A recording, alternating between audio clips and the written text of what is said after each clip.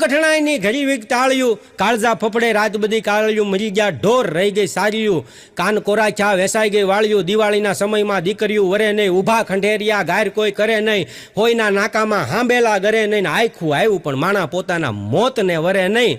એવો સમય આવી ગયેલો, કફરો સમય. પણ મારો છોકરો એક દી મને કહેતો હતો કે મારે પપ્પા હોટલમાં જવું છે. મેં કીધું બધાના છોકરા હોટલમાં જતા હોય, એટલે મેં કીધું આને કદાચ મન છું હાલ ને લઈ જાઓ, હાલ બેટા હોટલમાં. એટલે મેં હોટલમાં જમવા ગયા, હોટલમાં જમીને આવ્યા અને ઉનાળાની ગરમી એટલે બીજે દિવસે મારા દીકરાએ મને કીધું, મને કે પપ્પા આપણે મેળામાં જવું છે. મેં કીધું હાલ મેળામાં ફરવા લઈ જાઓ, ઘડીક બહાર ફરે સગડોળ બગડોળમાં. પણ ગરમી ઉનાળાની ભૂકા કાઢી નાખી એવી.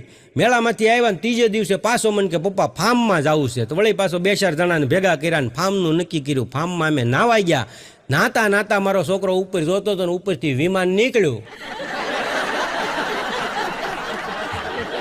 મેં કીધું ઊભો રે. મને કે પપ્પા, મેં કીધું ઊભો રે, તું જે પૈસા મારી પાસે ભાળી ગયો છો ને એ મેં લોન લીધી છે, લોટરી નથી લાગી.